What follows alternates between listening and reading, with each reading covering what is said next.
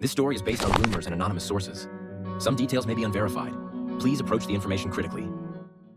No one expected Dwayne Johnson to say this in court about Diddy. The courtroom was packed. Even those who usually avoided high-profile trials couldn't stay away. Reporters, analysts, and most importantly viewers online hung on every word. But when Dwayne Johnson walked in, even the most jaded observers fell silent. He wasn't smiling. There was no signature wink, no trace of the charisma fans knew from movies or public appearances. This was a man who had finally been allowed to speak, and he was ready. His voice trembled as he began, not from fear, from the weight of memory. He said it plainly. "I lived with this for 20 years. I stayed silent to survive, but survival isn't living." The room froze. Every eye was locked on him. No one could understand how one of Hollywood's most beloved stars had been caught in such a web. But what he revealed next changed how thousands viewed the industry. Dwayne spoke of rituals, strange, humiliating acts presented as tests of loyalty. He didn't name names, not yet, but the hints were transparent. According to him, Diddy wasn't just an influential producer. He was the architect of a system built on fear. In the early 2000s, when Johnson first transitioned from wrestling to acting, he considered Diddy almost a guardian angel. He opened doors, made introductions, invited him to exclusive gatherings that at first seemed like celebrations of freedom and elite brotherhood. But that illusion shattered one night when Dwayne was pulled into a private room. There, he was asked to prove his loyalty by eating raw monkey brains. A joke? A ritual? A trap? He still doesn't know, but he complied. Not out of naivety, out of fear. He was new to a world where careers lived or died by connections, and he assumed this was just another absurd part of the business. But then came more, much more. He described psychological conditioning, control, manipulation. Diddy and his circle arranged events that on the surface looked like parties. But behind closed doors, names were whispered, favors exchanged, debts incurred. Refusal meant exile. And in Hollywood, exile is worse than death. You simply vanish. One time, Dwayne declined an invitation to one of these gatherings. He thought he had enough influence to say no. 2 days later, he was dropped from a major project. No explanation, no chance to fight back. That was when he understood how deeply he was being watched. Later, he discovered he was being tested. Every invitation was part of a system, an informal machine that quietly ruled the industry. And at the head of it, Dwayne said, was Diddy. He confessed to feeling like a puppet. Every choice made for him, from roles to public statements. "You should be grateful," they told him. "Diddy vouched for you." What was painted as a blessing was actually a brand, a stamp of submission. And then came the night he would never forget. He believed it was a reunion of industry veterans.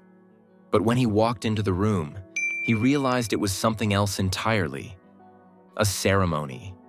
People he knew from screens and stages looked lost, doing bizarre things, like they were under a spell. That was when Dwayne realized they didn't invite him because they liked him. They invited him because he was useful. He left early, and that was the beginning of the end. From that moment on, offers slowed. Contracts dissolved. His agent hinted that he was losing his industry scent. Rumors spread that he wasn't a team player. Hollywood began erasing him, pixel by pixel. He kept quiet, because he knew that speaking out might mean losing everything. But then came a moment that shifted everything. After one of his movie premieres, a young boy, maybe 10 years old, came up to him, holding a poster. He said, "You're my hero. You're real."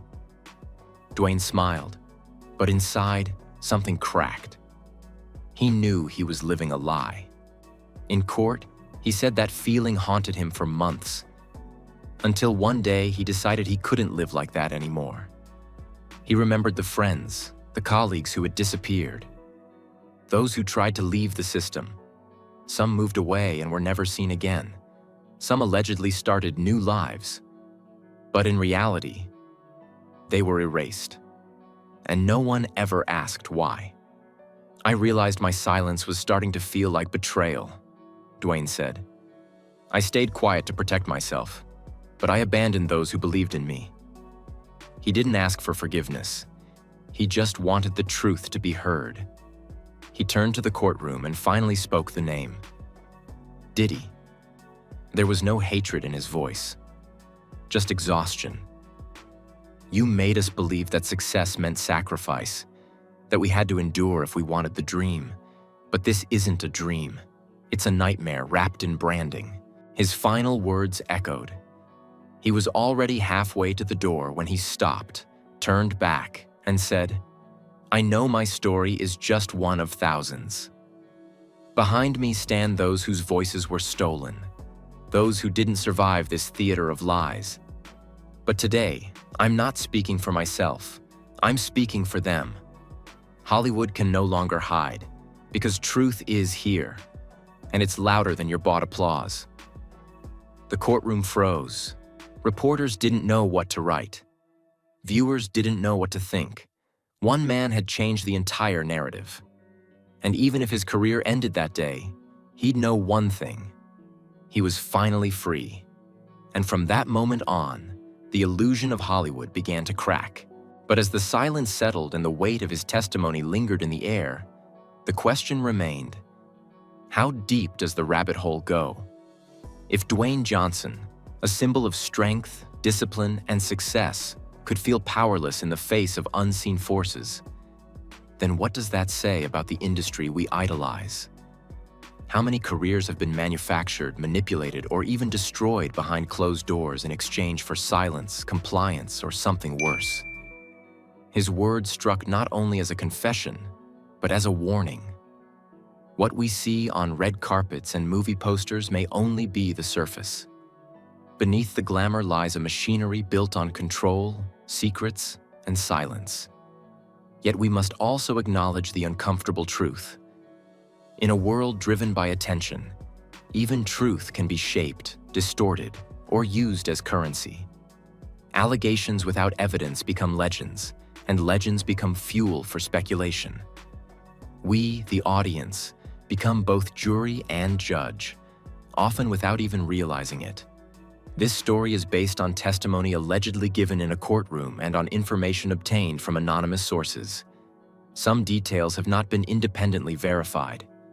The events described may not be factual, and readers are encouraged to approach them critically.